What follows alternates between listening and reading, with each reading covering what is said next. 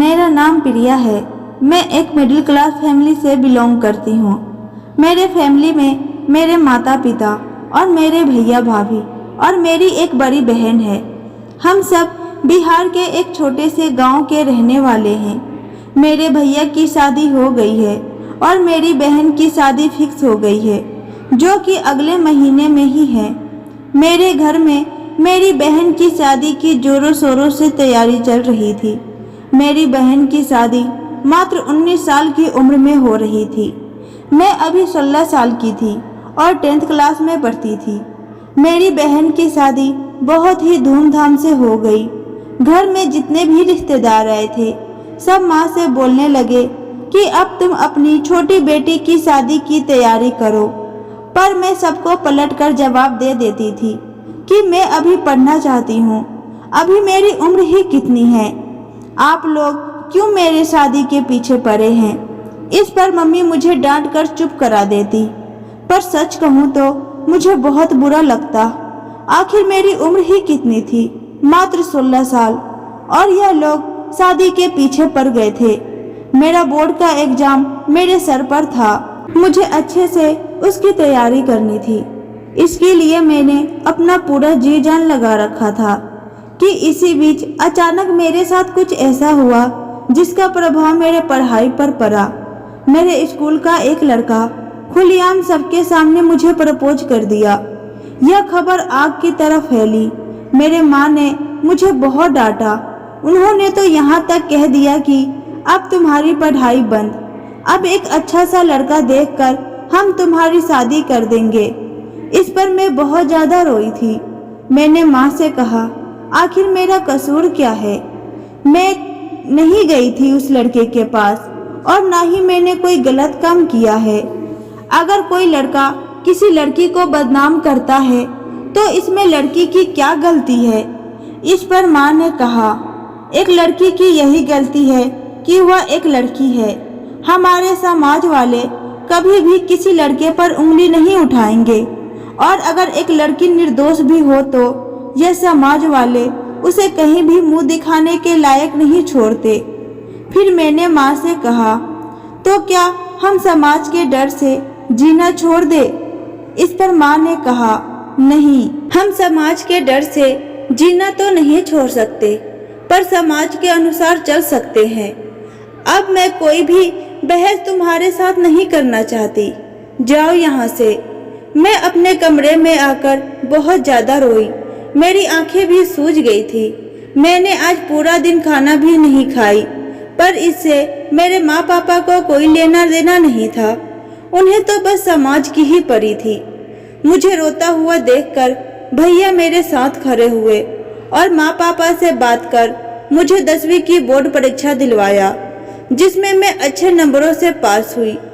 बहुत जिद करने पर माँ पापा ने 12वीं तक की पढ़ाने की आज्ञा दे दी। पर हर दिन भैया मुझे कॉलेज छोड़ने जाते और मुझे लाते। पापा ने तो मुझसे बात करना ही बंद कर दिया था। मैं 12वीं तक की पढ़ाई तो कर रही थी, पर अपने पापा को निराश कर। कभी कभी तो मन करता कि मैं छोड़ दूं, पर आज के समय में अगर एक लड़की पढ़ी लिखी रहेगी तो कल को वह अपने जिंदगी में आसानी से खड़ी रहेगी। यह मेरी सोच थी, पर मैं अपने घर वालों को यह सब कैसे समझाऊं।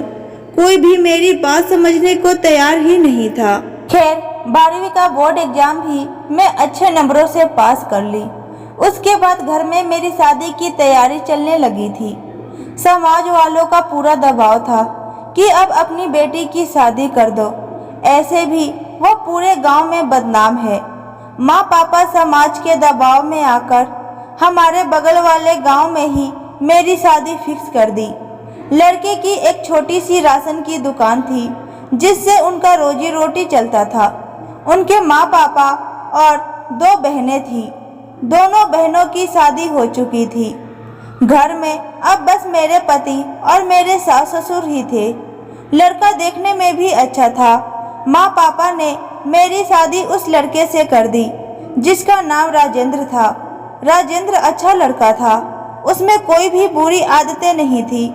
मैं उसके साथ खुश थी, पर मेरा किस्मत मेरे साथ नहीं दे रहा था। अभी मेरी शादी को 1 महीना भी नहीं हुआ था कि राजेंद्र के दुकान में आग लग गई। अब क्या, समाज वालों ने मेरे पति से कहना शुरू कर दिया कि तेरी बीवी मनहूस है। उसके आते ही तेरे अच्छी खासे दुकान की यह हालत हो गई। मेरे पति ये समाज के घिनौने कड़वे शब्द सुनकर भी चुप थे और मेरे साथ खड़े थे कि इन्हीं सब के बीच एक और दुर्घटना घटी। मेरी सास की अचानक मौत हो गई। अब तो समाज वालों को फिर से एक और मौका मिल गया मुझ पर उंगली उठाने का। यह समाज वाले फिर से मेरे पति को भड़काना शुरू कर दिए कि तेरी बीवी मनहूस है। तेरे घर पर आते ही पहले तो तेरा दुकान में आग लगा दी और अब तेरी माँ को भी खा गई।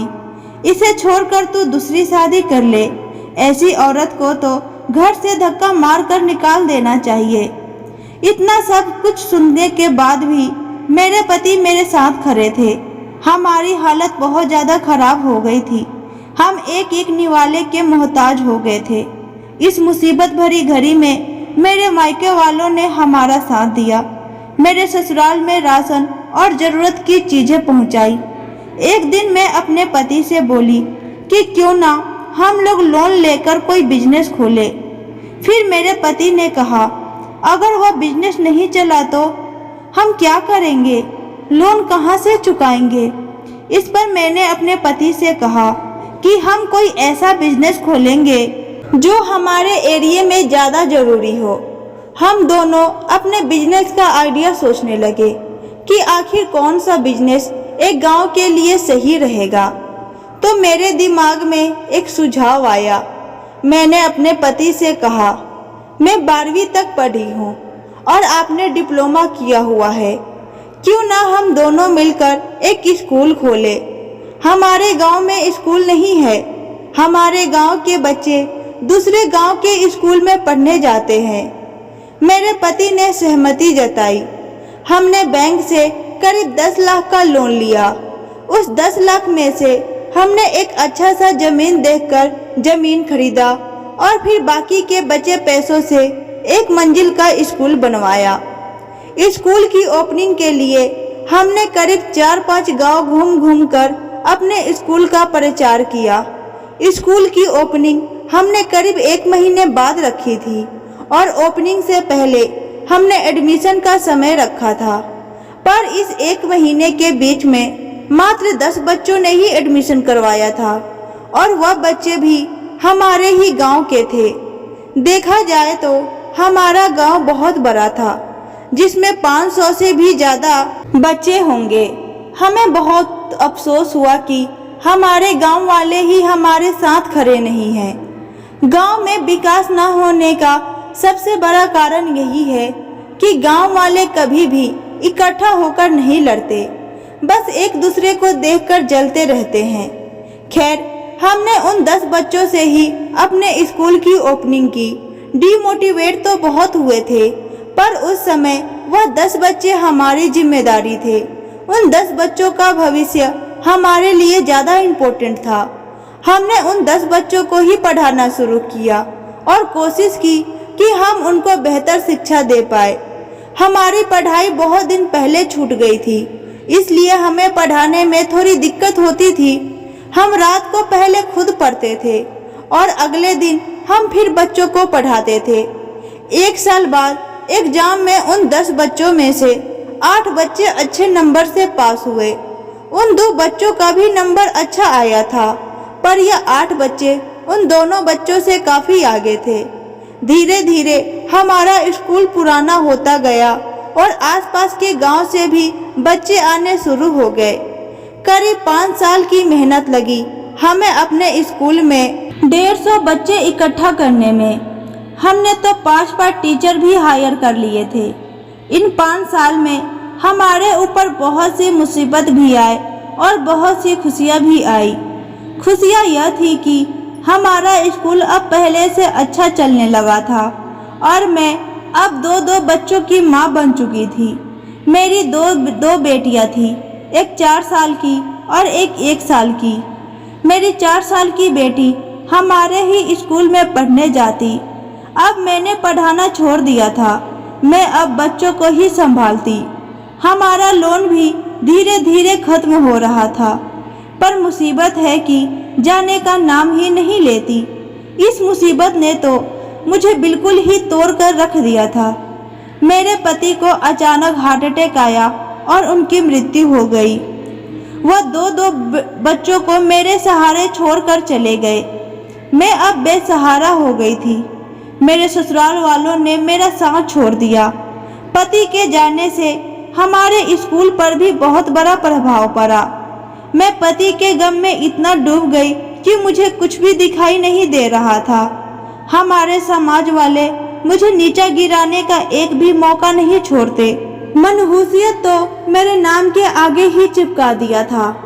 एक औरत जो अभी अपने पति की मौत के सदमे में है, उसे हमारा समाज कहने लगा कि यह औरत अपने पति को खा गई। पता नहीं और अब किस किस को खाएगी। जब से आई है तब से ही इस घर में मनहूसियत अपने साथ लाई है। पता नहीं अब अपने बच्चों के साथ यह क्या करेगी। लोगों की बात मेरी हिम्मत को और तोड़ देती थी। मेरे ससुराल वालों ने तो पहले ही मेरा साथ छोड़ रखा था।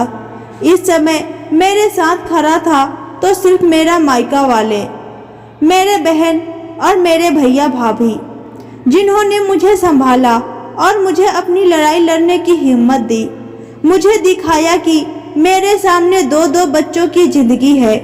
अगर मैं अभी हार गई तो मेरे बच्चों की जिंदगी खराब हो जाएगी। खैर, बहुत मुश्किल हुई, पर मैंने खुद को संभाला, सिर्फ और सिर्फ अपने बच्चों के लिए। मैं करीब 5 महीने बाद अपने ससुराल पहुंची। वहां जाते ही मेरी नंदे अपनी अपनी हिस्सा मांगने के लिए आ गई और बोली, पापा अभी जिंदा है, अभी ही बंटवारा हो जाएगा तो सही रहेगा। तुम्हारा कोई भरोसा नहीं, कहीं तुम पापा को भी खा गई तो हम क्या करेंगे।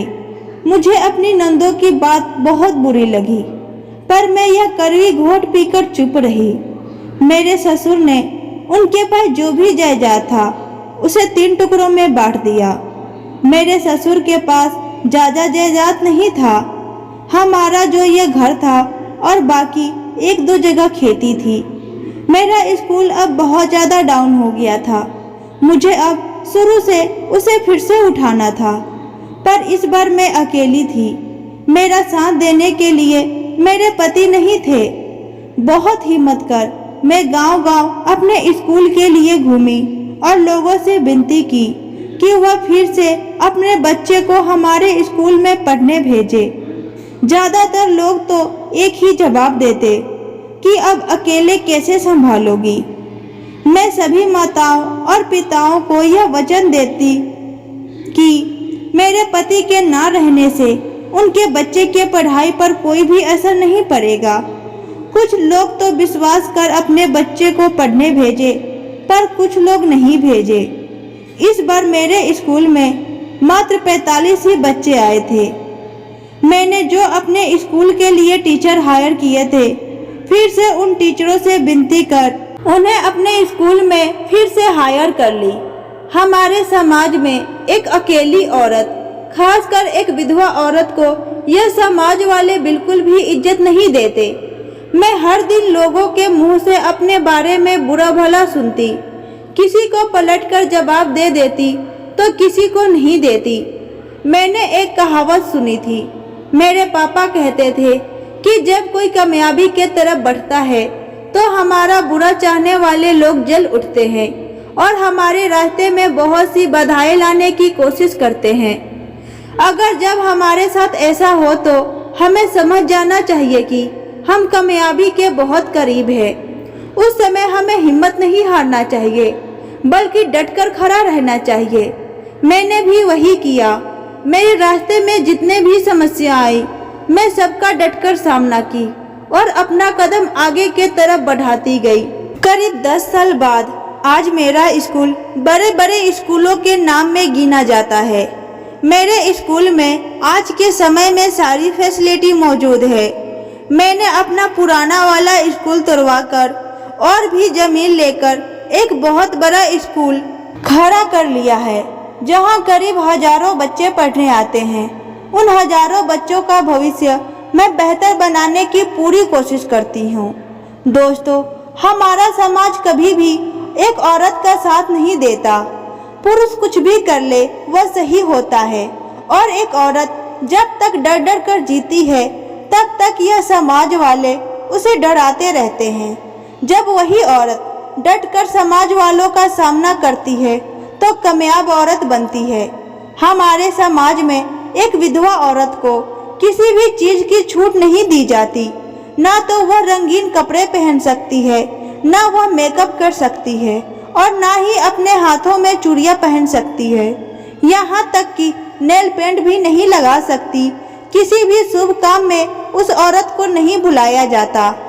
क्या कसूर होता है एक विधवा औरत का, जो उसे इन सब चीजों से वंचित रखा जाता है। दोस्तों, उम्मीद करती हूँ आज की कहानी आपको पसंद आई होगी। वीडियो अच्छी लगी तो वीडियो को लाइक करें, चैनल पे नई है तो चैनल को सब्सक्राइब करें और कमेंट बॉक्स में अपनी राय बताएं।